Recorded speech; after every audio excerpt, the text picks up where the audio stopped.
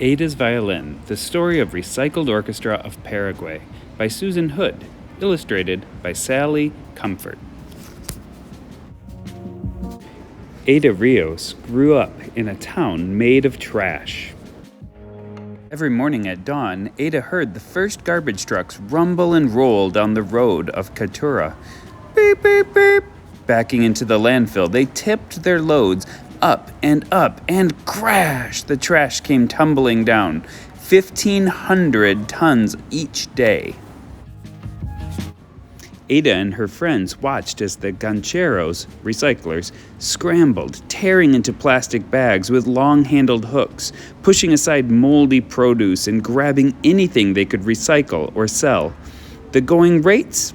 5 cents for a pound of cardboard, 10 cents for a pound of plastic. This noisy, stinking, sweltering slum was not the most nourishing neighborhood. Ada watched eyes wide, but she didn't say much, and yet she liked to imagine each garbage truck was a box of surprises. One never knew what you might find inside. Her father had found appliances, toys, perfumes, and antique watches. One woman even discovered a small box full of gold jewelry. Little did Ada know there was a bigger surprise waiting for her in the landfill. Every day when Ada's parents went to work, grandmother Miriam cared for Ada and her little sister Noella. Grandma loved to sing rock and roll songs from the 1960s. The girls grew up to the tunes of the Beatles, Simon and Garfunkel, and Creedence Clearwater Revival. Ada loved to sing too, but only when no one was listening. Ada's dad brightened the night with stories of songs of great musicians. He turned up the radio and pointed out the sounds each instrument made. Ada heard one above all others. Zing went the strings of the violin. When the girls started school, Grandma returned to work as a recycler, collecting bottles and cans in the city. Classes let out at noon. Young Ada was in charge of Noelia until her parents were done with work. At first, the girl stayed close to home, playing with Grandma Miriam's doggies and making sand cakes in the dirt. Soon, they joined their cousins, playing hide and seek or a game of handball in the streets. In time, they ventured farther afield, walking down to the bodega to get candy. But Ada noticed the teenagers hanging out in the alleys, grumbling about life in the landfill looming ahead. What would happen to them, to her, to her little sister? She watched as the other kids turned to gangs and got into fights. One day, when Ada was 11 years old, her grandmother saw a sign posted on the wall of a chapel. Violin, guitar, cello taught Saturdays, 8 a.m. Fabio Chavez. How Grandma had longed to learn music. Too late for her, maybe, she thought, but not for her granddaughters. She signed them up without asking them or their parents. Ada's heart sang out. Thanks to her abuela, she could leave her worries behind and learn to play. At the first class, the teacher, Fabio Chavez, had 3 guitars and 2 violins to share. Ada chose a violin right away, but 10 children had signed up. Frustrated, Ada and her friends found that there were not enough instruments to go around. And there was a bigger problem. Everyone quickly realized that the children would need to practice at home, but it wasn't safe to be seen with an expensive instrument in Catura, where a violin is worth more than a house. Watching the children play amid broken glass and rusty metal, Senor Chavez knew he had to do something. He remembered a band called Las Luthiers that made its own instrument. That was it.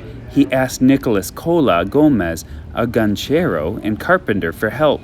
Senor Gomez found a discarded drum with a big hole in it. What could he use to fix it? He picked through the trash and discovered an old X-ray film. Would that work? It did. Senor Gomez kept experimenting, and others like Tito Romero helped. Inventing instruments wasn't easy, But they fiddled around and discovered which materials hit just the right notes. They transformed oil drums into cellos, water pipes into flutes, and packing crates into guitars. Soon there were enough instruments for all the children who wanted to play. Ada chose a violin made from an old plastic paint can and aluminum baking tray, a fork, and pieces of wooden crates. Worthless to thieves, it was invaluable to her. It was a violin of her very own. Senor Chavez set up a strict schedule of 3-hour lessons. The class had no classroom, so they played outside despite the 100-degree heat and sudden downpours. At first, Ada and the others struggled. Sharps and flats clanged and clashed. Playing an instrument is a process. It doesn't matter if one is rich, poor, ugly, fat, thin. You cannot learn to play an instrument overnight, Senor Chavez told the children. Some kids decided it was too much work and gave up, but not Ada. After lessons, she would practice at home, sometimes 2 hours a day. In time, the screeches, twangs, and tweets hit all the right notes. Their class became a small island where Chavez taught them to respect themselves and one another. Be kind, always say please and thank you. Say you're sorry. Be dedicated when you commit to something, Senor Chavez told the children. Soon, the ragtag crew of kids learned to tune in, to listen to one another, to band together.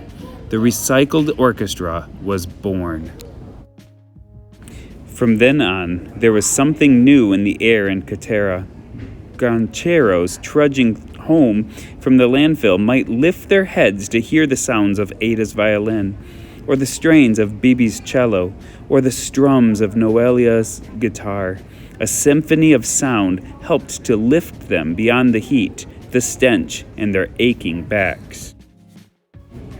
With her new violin, Ada could close her eyes and imagine a different life. She could soar on the high, bright, bittersweet notes to a place far away. She could be who she was meant to be. As Ada's skill grew, so did her confidence. Once timid, she now took center stage playing solos. She helped teach the younger children, too. Her teachers and fellow students took note. When she was 12 years old, Ada was named a first violinist. Imagine, she was the first at something. Shortly after, she and her 39 fellow musicians were invited to perform concerts in Catera and later in the nearby capital city of Asuncion. Word of this extraordinary orchestra spread. Soon they were asked to perform in other cities and even other countries. Ada and her friends flew on their first airplane, stayed in their first hotel, swam in the bright blue waters of Rio de Janeiro, sampled their first pastries and pineapples, and saw sights they never imagined. The world dazzled them, just as they dazzled the world. When Ada was 16, the orchestra received a very special invitation. They were asked to tour with a world-famous rock band. More than 35,000 people awaited them at their first concert stop in Bogota, Colombia. Ada was more than nervous. She didn't know how to enter or how to greet the audience. She went blank. She saw a giant stage with glaring lights and heard people screaming.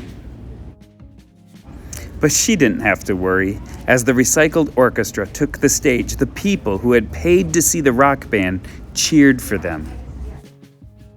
The enormous audience sang and swayed to the music as the orchestra played, and as their performance came to a close, a crescendo of cheers, chants, and applause resounded across the park. The astonished kids bowed, grinning at one another. They had discovered the surprise waiting in the landfill. Buried in the trash was music, and buried in themselves was something to be proud of.